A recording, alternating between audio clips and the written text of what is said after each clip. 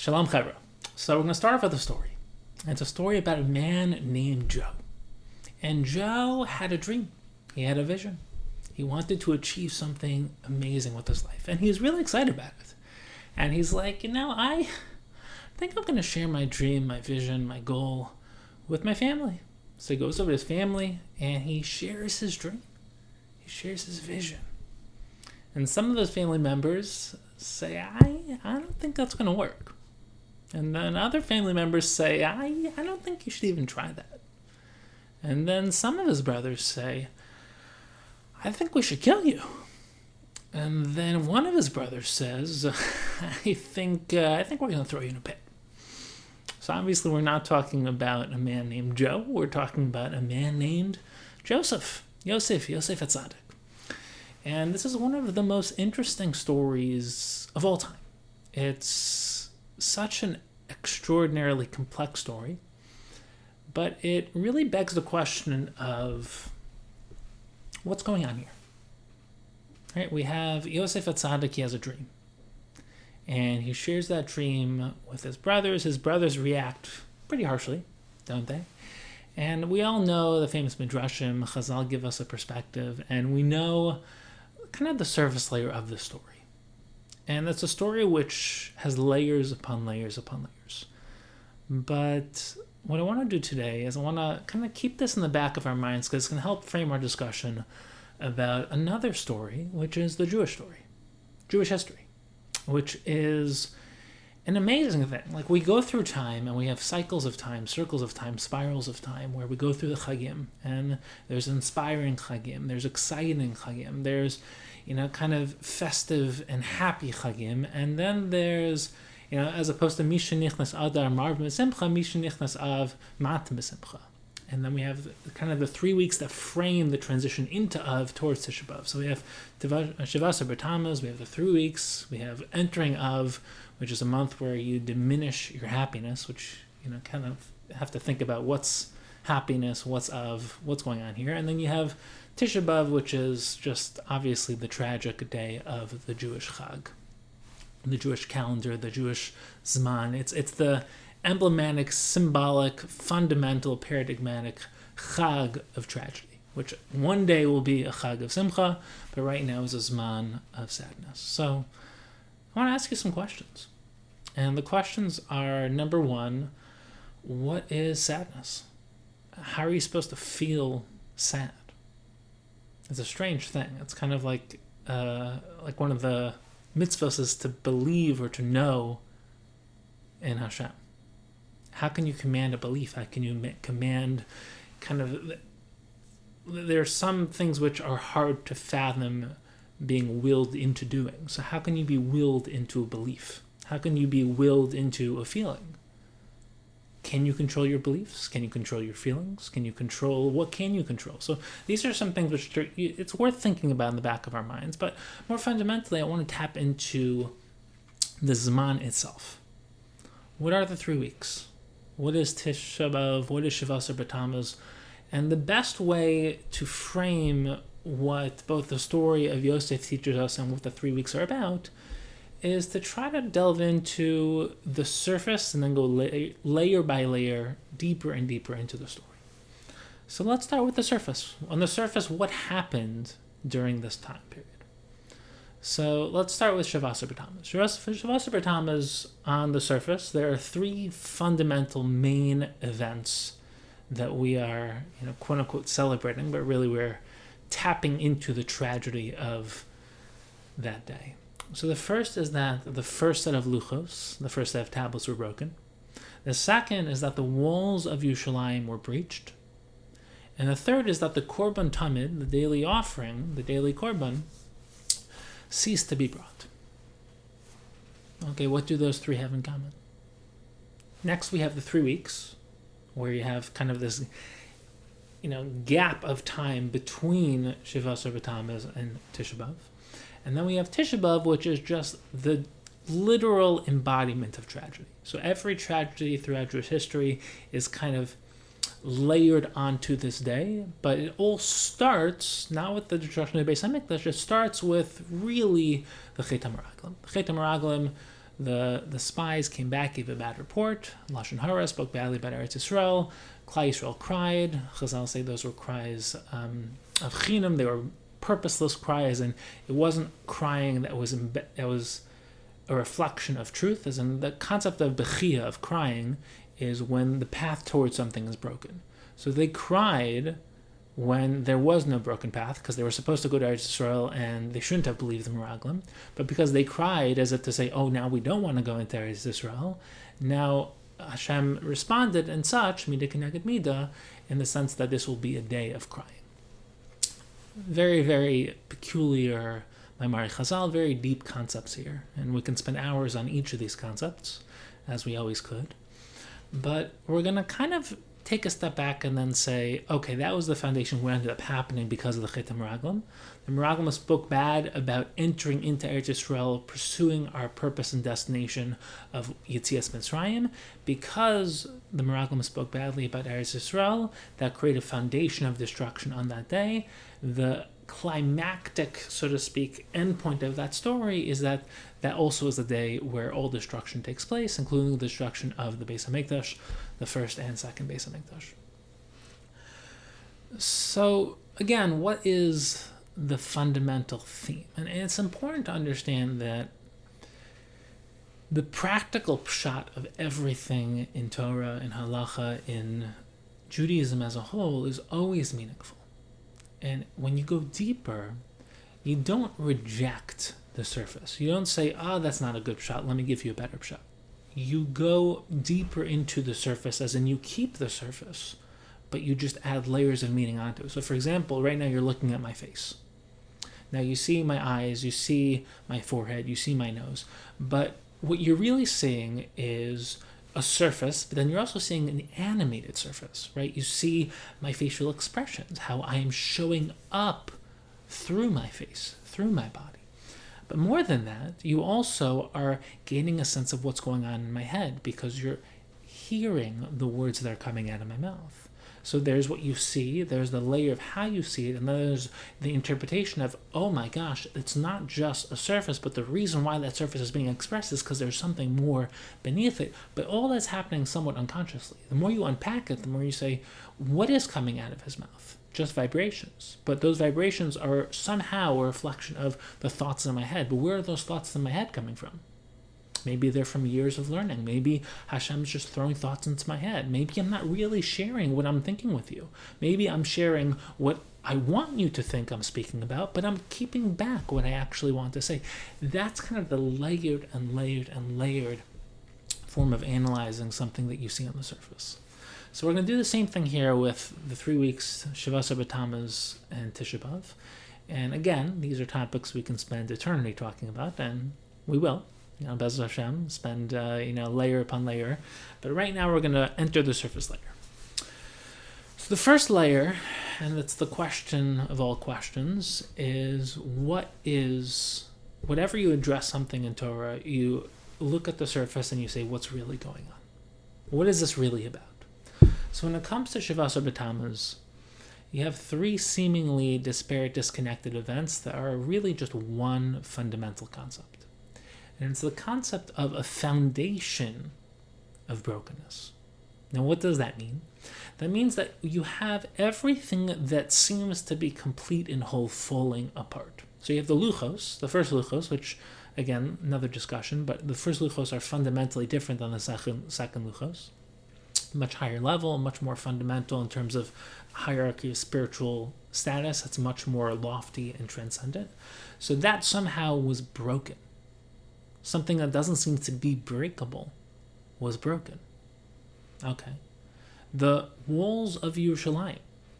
Something that, again, surrounds a makam, a place in space, which seems to be kadosh, something that is transcendent, something which is transcendent should not be breakable.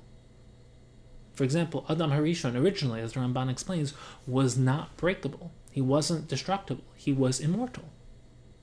Right? So something which is immortal is something which doesn't break, doesn't disintegrate, doesn't fall apart. And yet, the walls of Yerushalayim were breached. Right? The boundaries of a place which should not be breachable or breakable somehow were breakable. The Korban Tamid. What does tamid mean? Tamid literally means always, constant. Somehow, a constant korban ceased, stopped, was broken. A chain of continuity became broken. Now again, what does tamid mean? Does tamid mean once a day? So that means you have a day where you didn't have it. Does tamid mean you have a set of infinite points? And again, we can start to think mathematically. Instead of infinite points that goes on forever, and then one of those infinite points is pulled out, so that chain gets stopped? Or do you think of constant and always as something which doesn't have broken parts? As in, it's not that you have one per day and then you're missing a day. It's not that you have like an infinite number of points and you take out a point and stop the chain. It's that you have something that doesn't have points. It's just a flow of continuity.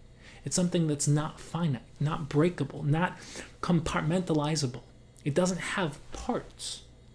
Like when you think about your consciousness, your neshama, your soul, when you think about HaKadosh Baruch Hu, you don't think of things, you don't think of parts, you think of something which is holistic, interconnected.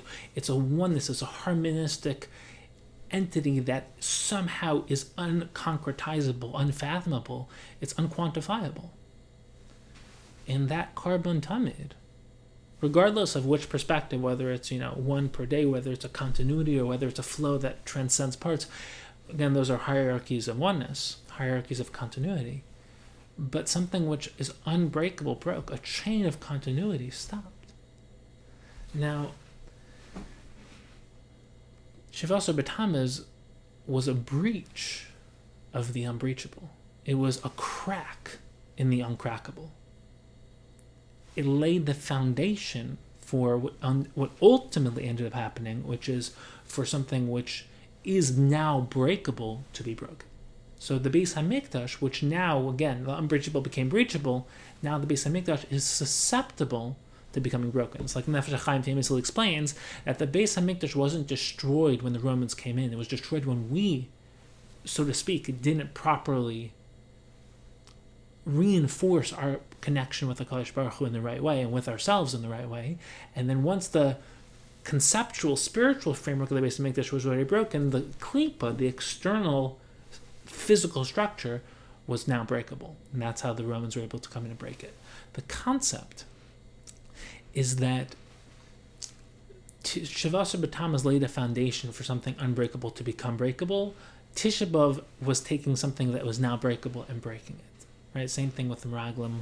We can get into that again, many, many layers here. But the Meraglim took something that was transcendent and said that we don't want to have a part in that.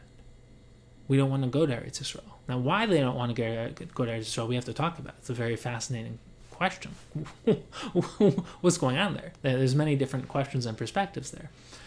But on the surface, the Meraglim took the concept of going into Eretz Yisrael, ultimately building Beis HaMikdash, and distance Klal Yisrael from it. That distance that they created themselves ended up becoming expressed by the destruction of the actual Beis HaMikdash later on Tisha B'Av, when the actual physical Beis HaMikdash was destroyed. So now we have to take a step back and say, okay, whenever you talk about machshava, a lot of people, especially people who are more practical, they don't like the type of discussions we're having so far. And the reason why is because this is pure metaphysics. This is pure conceptual reality. It's really very mathematical, cerebral, conceptual. It's theoretical. It's not part of your everyday life. It's a learning Torah lishma in the sense of the nature of what is on a spiritual level, but you're not really engaging in, like, what does this have to do with me? What does this have to do with my life? So there is no fundamental disconnect. It's just that a lot of times the people who are inclined towards the pure theoretical, they're not inclined towards bringing into the practical, and those who are inclined in the practical aren't inclined going into the theoretical. They're really two different hemispheres of the brain, of the mind, of the neshama, of the consciousness. And the ideal and the beauty of Torah is when they come together. So right now, let's try to go deeper into the concept of brokenness and see how it really comes together in every possible way. And the best way to frame it is to say the concept of brokenness is not just a spiritual concept in relation to the Beis HaMikdash, in relation to HaKadosh Baruch Hu. the concept of brokenness is really the fundamental theme of life. It's not the fundamental goal of life, but it is one of, if not the fundamental theme of life. And if you observe many philosophical approaches to the experience, especially existentially, of life, you'll find that pain, brokenness, and really just the tragedy of life is forefront in that discussion. And the reason why is because if you observe life on a purely objective level, without any story or frame of reference, the story of life is really just one of pain. From the moment that you're born, literally from the moment you're born, you begin to die. And, we mentioned the Ramban that before the Chet of Adam Harishon, there was no death. Adam Harishon sinned, he brought death into the world. And death now orients life. The moment you're born, literally, you are heading towards your death. And all of life is just one form of pain or another.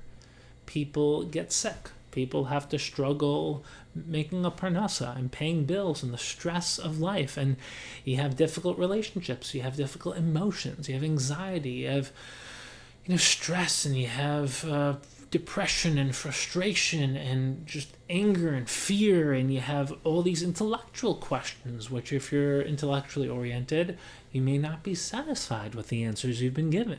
And then you have existential pain, where people feel this just unbearable loneliness or purposelessness or emptiness or brokenness. People go through trauma, but people also, even without going through a specific episode of trauma, life is traumatic. Every part of being alive is just overcoming one challenge or one difficult situation or one painful experience after another. Every day is a story, right? And a lot of people, they have this mindset of, I'm just trying to survive. And the reason why you have that mindset is because the default is, yes, the default of life is that you're just trying to survive, because life is hard. And life is hard if you're poor. Life is hard if you're wealthy. If you're poor, you have certain struggles. If you're wealthy, you have different types of struggles. And trust me, there are, you might say I'd rather be wealthy, but people who are wealthy, they have a hard time if they're born wealthy. Most of those cases do not end well at all. And you can say the same thing for people who are born poor, but the definition of life is you're going through your struggle. You're going through your pain, your tragedy. And when it comes to it, is a way of thinking about it, is it's really true, which is that really brokenness becomes a theme of life. You're either in a sense, you're either about to break, you're broken, or you're in the midst of breaking, right? If you want to think chronologically, you're either about to break, you're in the midst of breaking, or you're already broken. That's most people's situation. So the question really is why? Why is brokenness such a deep theme in life? And why is it such a prevalent theme? Is there a deeper theme here? So it's really an amazing topic, but in a sense, there is a very powerful purpose and value of breaking.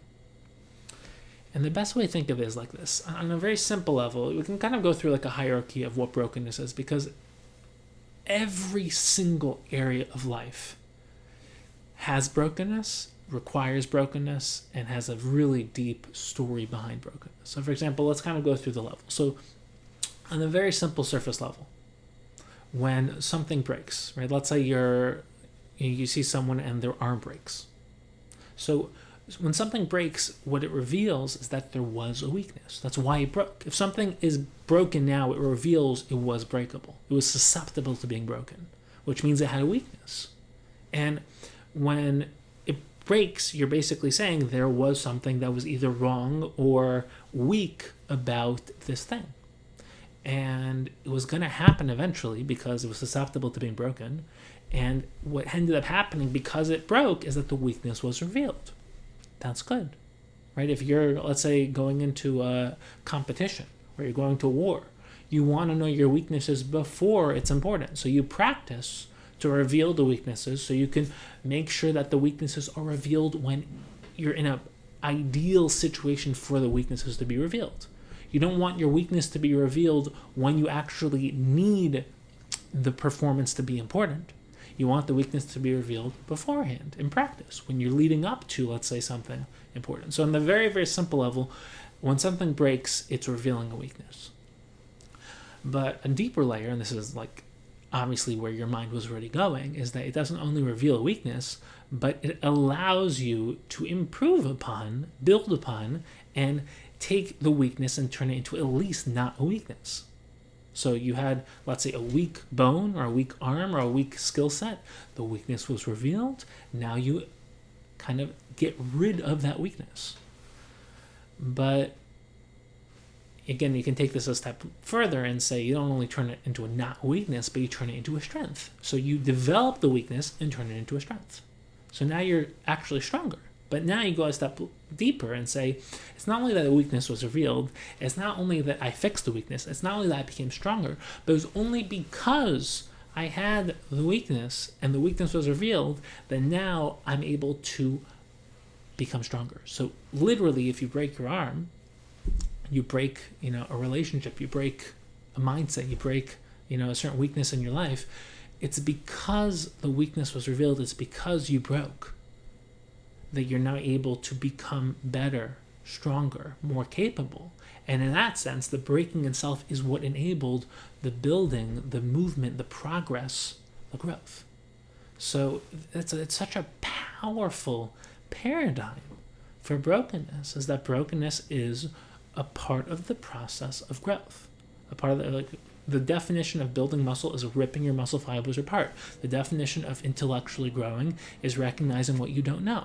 The definition of building your closeness with Hashem is recognizing you're not yet where you want to be. The definition of building a relationship is saying it's not yet where I want it to be. Now, are there layers of saying in a deeper sense things are already complete? Yes, but we're not going to jump the gun yet. But on the surface level, building up, you can only get somewhere if you know you're not there yet. So, for example, a lot of people, they don't want to create goals for their life, because if you create a goal, you're acknowledging you're not there. And if you're acknowledging you're not there, you're now, number one, recognizing that your life is not where you want it to be. But number two, you're now setting yourself up for failure. Because if you set the goal and you don't achieve it, now you're going to basically know you're not as good as you want to be. So instead, they just keep their goals very vague. They say, I want to grow, I want to learn, I want to be better, but they don't actually achieve their goals because their goals are not really set. So one way of creating a meaningful trajectory is recognizing the meaning of the gap, the meaning of the not being there yet, the meaning of the brokenness of your current situation.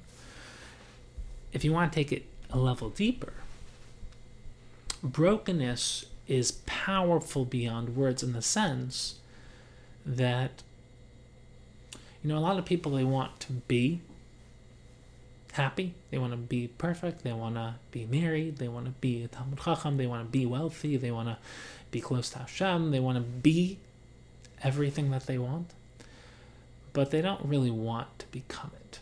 So they don't want to go on a 20-year journey of learning, they don't want to go on a 20-year journey of building their life, they don't want to go on a 20-year journey of process and progress. They kind of just want what they want. So the reason they don't end up achieving it is because they want to just kind of be, in a static sense, happy, perfect, whole, complete. But when you recognize that, number one, you're never going to be complete. Because if you set a goal and you achieve it, the moment you achieve it, you're going to want to achieve the next goal. Because the definition of being alive is having a desire to become better, to aim for the direction you believe you're supposed to go. So in that sense, it's actually really a funny thing to think about. Like, if you want to do a thought experiment, imagine you had everything you wanted. Everything. Like, on a physical, emotional, intellectual, spiritual, existential, wealth, fame, impact, whatever your current value system is, I'm not going to judge. Imagine you had all of that. Everything. How long would it take you until you say, okay, like, I want my life to be a little more exciting. Like, I don't want to just have everything. I want to have something to aim for. And this is what you find. People who achieve their lifetime goals, it lasts them a day, a week, a month, until they realize that they didn't want to be where they wanted to be. They wanted to aim there and go there. And once you recognize that, you need the goal, but you also need the journey. And that's how we are function. That's how we are built. That's how we're designed. Like malachim are beings. They are perfect. They are who they are. We are becomings, right? We're built b'tselem Elokim in the process of becoming godly. So you don't want to be happy. You want to become happy. And in a deeper sense, we'll talk about happiness soon. But brokenness and rebuilding actually becomes the very goal of life once you understand that the goal of life is to grow, is to become, is to learn, to evolve, to go through progress and process, to take things that are not yet where they could be and bring them to where they could be. So you take your life, you take your health, you take your emotional well-being, you take your intellectual growth, your spiritual growth, you take your relationships, you take your impact on the world and your job and all the different areas of your life. You turn them into a project, into a story, and then you get to grow and become inside that story. So the greatest people I know, they don't avoid pain. They embrace it, right? I'll give you two just simple examples. Go to the gym, everyone's breaking their muscles, and they're enjoying it, because that's how you build muscle. You go to a yeshiva, you go to a base medrash, people are breaking their heads. They're questioning everything they think they know. They're questioning every assumption in the Gemara. They're questioning every perspective in the Rishonim. They're questioning every concept in life because they're trying to break their current paradigm that's limited and become more. That's a Talmud Chacham. A student Chacham of wisdom. Someone who's a student of wisdom is never there. They're always receiving more, always trying to take what they have, break it to make it more. A seed, it breaks apart under the ground, grows into a tree. Right? A butterfly, it's not a butterfly, it's a caterpillar that broke apart in a cocoon and sprouted. That's literally what it means. That's why, we always mention the Gemara that says you learned Kol Torah Kula in the womb and you forgot it, because the goal of life is to take something that's, so to speak, in potential, that's not there yet, and that was broken, that you don't have access to anymore, and to build it, to become it, to express it, to earn it, to create it, to express it. And in that sense, once you embrace the pain and you recognize the only way to really grow in life is through pain, you don't only embrace the pain, but you look for it. And that's where it becomes a very interesting duality, because you look for pain, but you don't look for nisyanos, right? David HaMelech was criticized for looking for challenges from HaKadosh Baruch Hu. And that's very different, where you, let's say, I'm going to proactively learn a Gemara I don't know, or learn a topic in life I don't know, or seek out a relationship that's not yet where it could be, versus saying, Hashem, challenge me. Because that was also, on David HaMelech's level, like a little bit egotistical. Again, a whole sugya, and again, on David HaMelech's level, but there is what to say about the difference between proactively looking to grow and proactively asking HaKadosh Baruch Hu for challenges. Two different things. And this actually connects beautifully once we talk about the theme of recognizing the value of growth, and that perfection is not the goal of life. Perfection is the aim that creates the journey. And that in this world we don't have perfection, we have the attempt to build something more perfect, right? By definition, you'll never arrive. As the Ramban explains, the Rasha and the Tzaddik look at perfection, look at Kol Torah Kula, and say, I'll never get there. But the Rasha says, I'll never get there, so I even try. The Tzaddik says, I'll never get there, but I can take one step closer. So the journey towards infinity is infinite, which means you'll never arrive. But that's only if you think of arriving as the actual only value. But when the arriving becomes a value you're oriented towards, you're aiming towards the highest possible aim, you create a journey where you achieve a life worth living. You achieve more than anyone can imagine, because you're not only achieving because you're hoping one day to get there, you're achieving as you go along the way. It's like learning Daf Yomi, but saying, I'm learning Daf Yomi to finish Shas, but I'm also learning a Daf a day. The Daf a day is really the goal, but the learning Shas is the bigger goal that creates the Daf a day. Both are valuable, but if you only value the giant goal, you'll kind of give up while you're going, because it's hard to give up gratification for elongated periods of time. So whether you need gratification every minute, every hour, every day, every week, every month, every year, prolonging gratification for a decade, right? 7 years, 20 years, 30 years, very difficult. Few people can do it.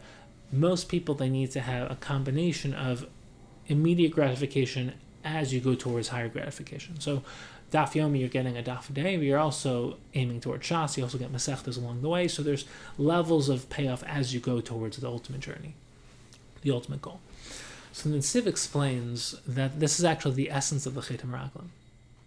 Because the Chet HaMeraglim, why did they reject Eretz Yisrael? So the Netziv's approach, and there's many, many layers here, many different perspectives, but the Netziv actually fits beautifully within this theme. The Netziv explains that the purpose of entering Eretz Yisrael was leaving the realm of the Midbar, which is a realm l'mala min hatava, beyond nature, where we're getting the mun every single day, so we don't have to work for food, we're being protected from all danger by the Nani HaKavod. We have the Ber Miriam, we have an endless supply of water from Miriam as well. So it's a world where there is no hishtadlus, there's no effort, there's no work, you're getting everything for free. So the Netziv explains that that's why the Meraglim were hesitant about entering Eretz Yisrael, because it was a place where we'd leave that behind and enter into a world of hishtadlus, a world of physicality, a world of limitation. It's ironic, obviously, because Eretz Yisrael, from a perspective of comparison, it obviously seems to be much more kadosh than the Midbar, but from a perspective of hishtadlus, the hishtadlus began once we entered Eretz Yisrael. So it's a fascinating thing, because again, you have to go deep into the cheshbon of the Meraglim Yisur Tzadikim. This is a very complicated topic, but the cheshbon seemed to be the higher value of being, of shleimus, of perfection, than becoming, of hishtalmus, of becoming perfect. And that was a combination of a value mistake and a value fear, as in a fear of entering into a different realm, and also a misevaluation of, even though, yes, the goal from a certain perspective is shleimus, the goal is only really valuable once you're entering into a realm of hishtadlus. So the goal of receiving the Torah wasn't to be perfect, it was to become perfect. And that's why, obviously this is the famous Gemara in Shabbos, that Moshe Rabbeinu, that's how he, so to speak, won the debates. It's kind of like a lawyer showdown, where Hashem said you had to debate the malachim and explain why human beings should receive the Torah. And Moshe Rabbeinu said the Torah was given to imperfect beings to become perfect, not perfect beings who really have no shaychus to these mitzvahs. Which again is a fascinating Gemara, different discussion. But the concept of the Netziv is really saying that the goal of life is to enter into a world of work, of pain, of effort, of hishtadlus. And this is a endless debate. You get this everywhere about how much emunah and bitachon should you have, how much hishtadlus should you put in. So everyone has their approach. Some people say, oh, it's all bitachon, all emunah, Kadosh Baruch Hu will take care of everything. Other people say you got to put in, it's all up to you, Kadosh Baruch Hu puts it on you, you have to really put in the work. I'll tell you the truth. The truth is that I've never seen a single Talmid Chacham who hasn't given up everything in their life to become a Talmid Chacham, who hasn't worked as hard as they possibly could every single day forever. And it's the same thing, I work in the business world, I work in a lot of different areas of life. The leaders and the successful people in every industry in the world, they work harder than anyone. No one, there's a famous line in the world of the harder you work, the luckier you get.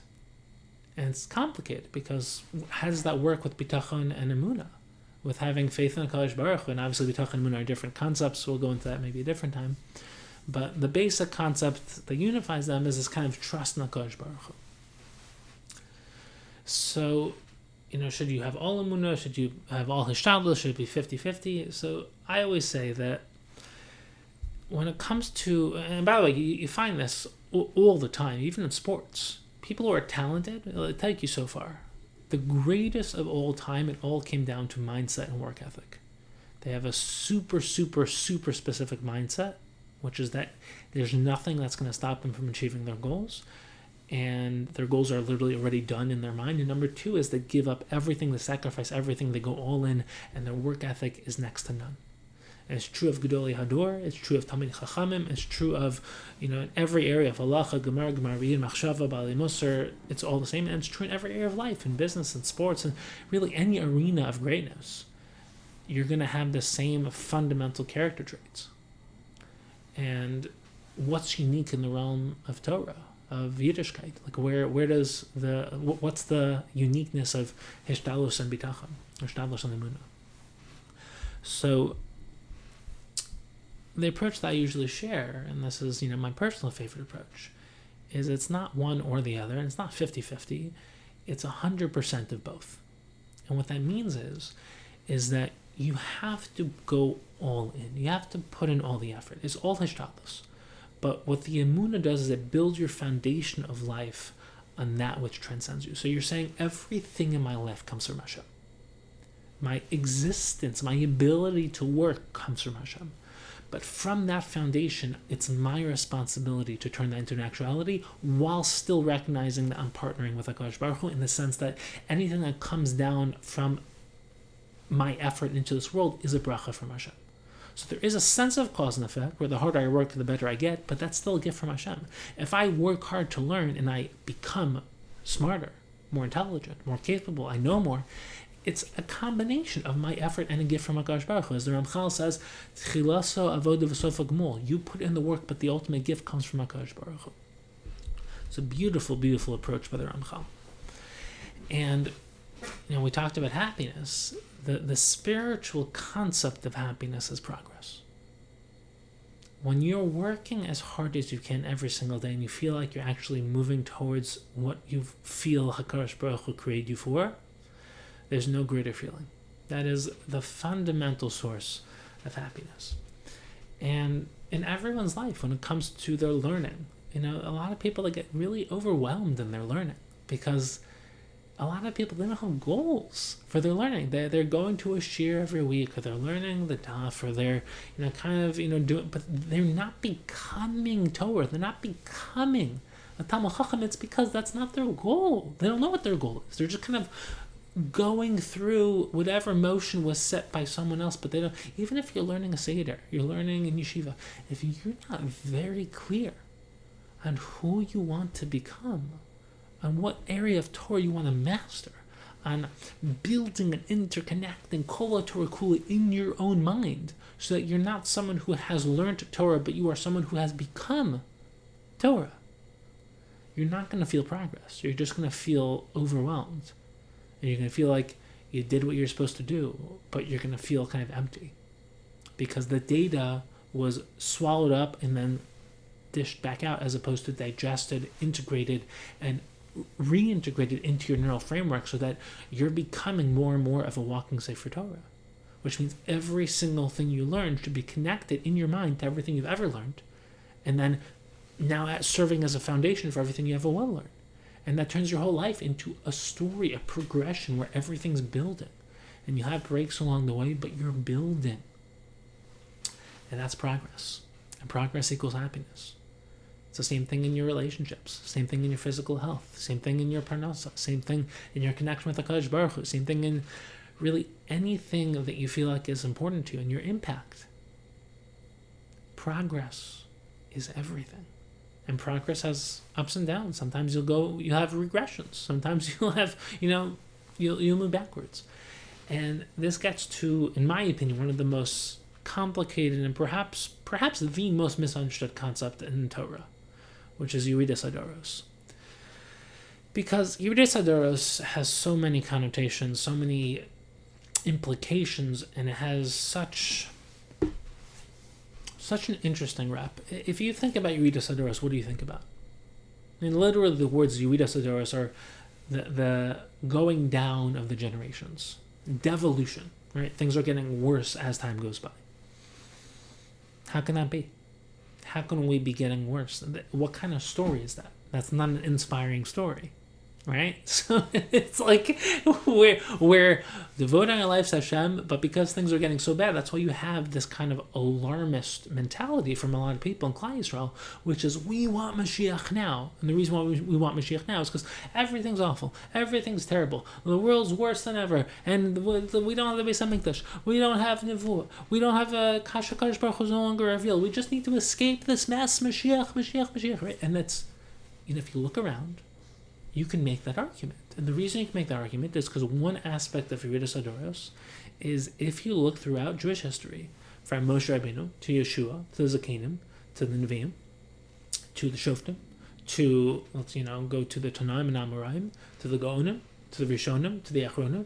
It's just one downhill journey, right? We don't have Rambams anymore. We don't have Rabbi Akivas, Rabbi Akiva Eger. We don't have any of these Gedolim anymore. The Gedoli Hador era has just gotten lower and lower and lower. For Moshe Rabbeinu, you kind of go down to, let's say, Rabbi Akiva, then you go to the Rambam, then you go, it's like the Rambam, the Ramban, you don't really get, it goes just, who do you have? You have you just go down. Like there's just no one that compares to, and it's hard to fathom because, we have computers which are hyper extraordinary delegatory devices that can help amplify our capacity. So because we have computers, we can, through a form of intercerebral activity, hyper accelerate our performance. So I don't, let's say, know where something's located. I can Google it and find out, something that I don't know. Information that's lacking, I can Google it. Can you fathom how the Rambam was able to write the Mishnah Torah? If you're anyone who's even wants to be a Talmid Chacham and has been exposed to what the Rambam was, there's nothing like it. He was something that transcends rational explanation. How he was able to master everything he mastered, write everything he wrote, it's mind-boggling. Truly mind-boggling. No computer? We can't even scratch the surface of that with 1,000,000 times the resources and the extra time and the extra health and the extra, it's like, how is that possible? How is it possible if the Rambam have to, it's like, if you love Torah and you appreciate what the Rambam is and who he was and what he contributed to Klal Yisrael, and you understand Moshe, there's just no one like Moshe.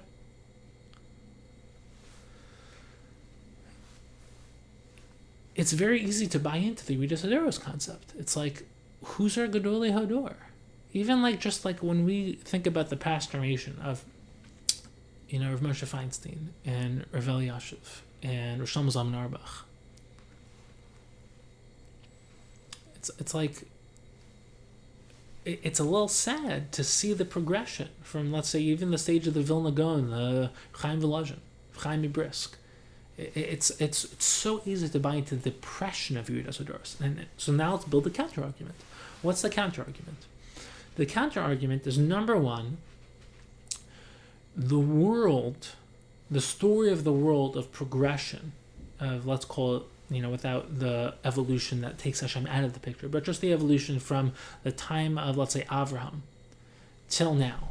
So first of all, in terms of technology and science and scientific, but most people don't think of that as good when in relation to how depressing the Torah greatness has devolved.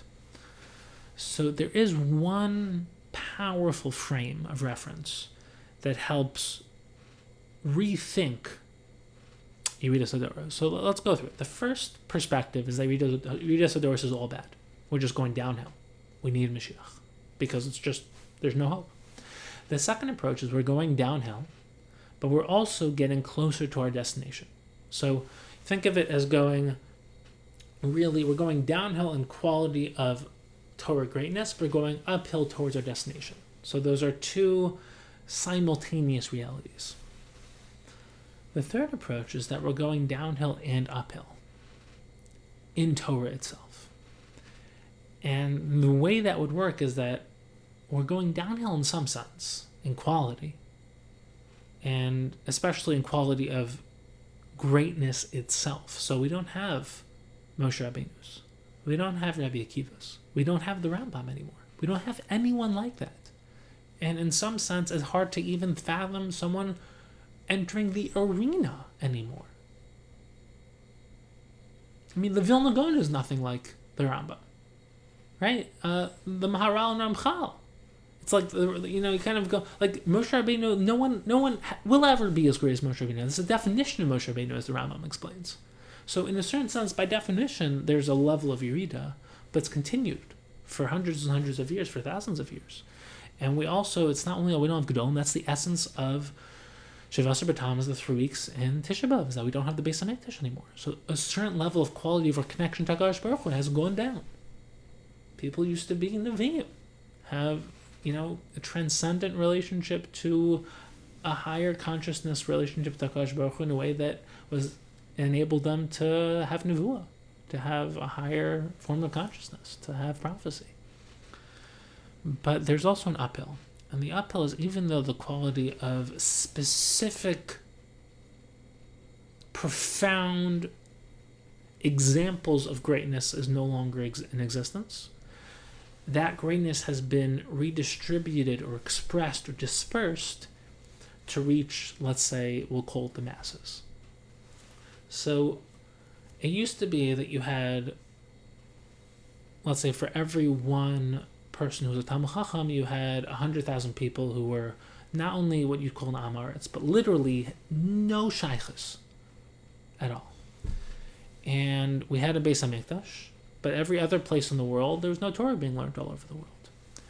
And now you have a brokenness of, let's say, one Moshe Rabbeinu, or one Rambam, or one Maharal, or one Vilna Gaon, and now you have, for every 100,000 people, let's say 50,000 of them are actually Yodei Sefer. They actually have a connection with Torah, with HaKadosh Baruch Hu, with Yiddishkeit. And the quality has gone down, but the quantity has increased, and the quantity has increased also in quality, in the sense that those quantitative elements are not only trying to aspire towards something better, but you can make an argument, what's better, one Talmid Chacham or 50,000 not Talmidei Chachamim, but people who are trying? What's better, one Beis HaMikdash or 50,000 shuls and Batei Midrashim all over the world? So you can make an easy argument that, oh no, the Beis HaMikdash and the one Gadol is better. Now, what's the obvious answer of what's better? You want both. You want, want cake and eat it too. You don't want to have to choose between the other. But it's not like we have one thing and now we have no thing. It's that we have a different thing. And the way that the Balei Machshava talk about it, it's not a worse thing. It's different, and it's a different stage. So just like you have a stage of the Midbar, and then you enter Eretz Yisrael, where you have perfection, you have to have becoming perfect. You have a stage of Eretz Yisrael, and then you have a stage of Golus.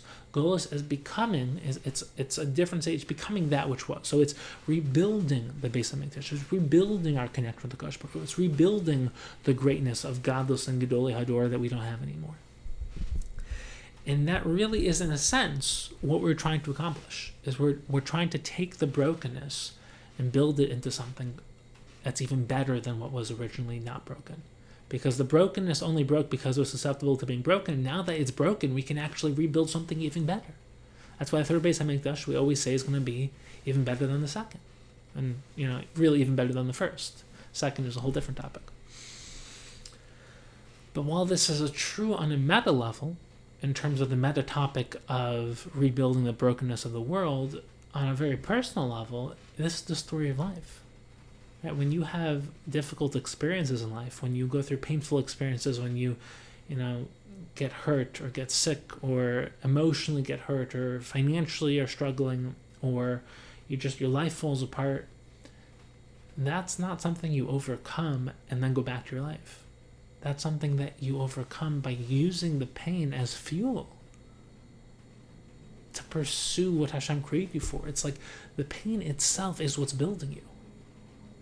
And when you understand that, you know how to use your pain. It's every person, when I work with people, or when in my own personal life, or everyone I know who's achieved something amazing, the pain they experienced is their story. It is their purpose. It is what fuels what they do, why they do it.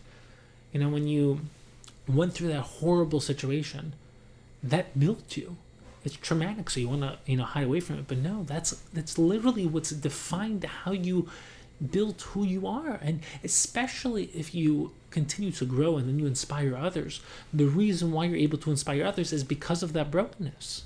It's such a powerful way of approaching life. You don't avoid the brokenness. That's, you build a muscle by breaking it. You build your mind by breaking it, by figuring out what's not yet complete or strong and strengthening it, which requires entering into the unknown and overcoming that which you don't yet know how to overcome. And that's the journey of life. But what else would you want to do with your life? Just exist? Survive? So in a sense, this is really the beauty of Yosef Hatzadik's story. We'll come full circle to the beginning. Because this is, if you think about it, Yosef's story is the most amazing story. He shares his dream with his brothers, and he shares it with, he shares it with them in a very immature way, basically saying that you're going to bow down to me, I'm going to be the greatest. And they say, for many different reasons, we don't think so. And whether they thought he was the next Esav and he had to be kind of filtered out of the family, whether they were jealous because they thought he was going to replace them, that they were the Esav and he was going to be the next Yaakov. In the kind of story, remember you have Avram, then you have Yitzchak, and Yishmael. It's Yitzchak's, Yishmael is filtered out. Then you have Yaakov and Esav. Esav's filtered out. So maybe they thought that Yosef, he looks like exactly like Yaakov. He wears Knos Pasam. Yaakov seems to favor him. They thought he was going to replace them, so they got rid of him. What ended up happening for many, many different. Again, this is something which we could spend hours talking about because were they wrong?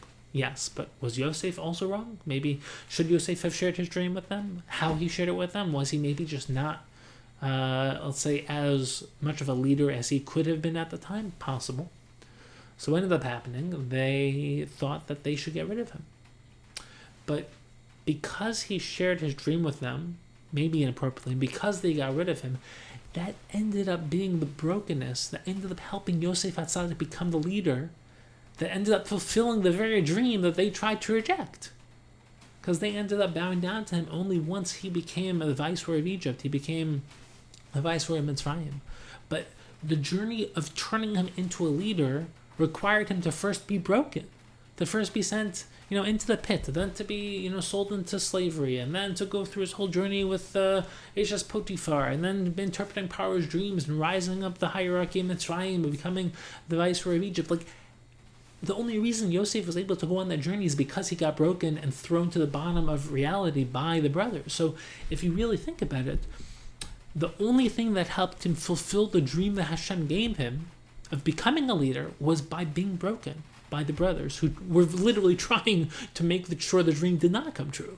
So, and this is the beauty of the end of the story where Yosef forgives the brothers. It's because he realized it was only because of them that the dream came true. And that's so amazing, because when you realize the brokenness that you experience in life is what's enabling you to achieve what Hashem created you for, it's not like you don't have the pain. You have the pain. But the pain of childbirth is beautiful because you're creating a child. If you think of all the pain you're going through as a childbirth relationship with that pain, where you're creating the version of you that you're supposed to become, you embrace the pain. And if you look throughout all of Torah, it's the same story. David HaMelech ostracized by his brothers. But the ostracization of being kicked out of his family is what helped turn him into the type of person who became David HaMelech.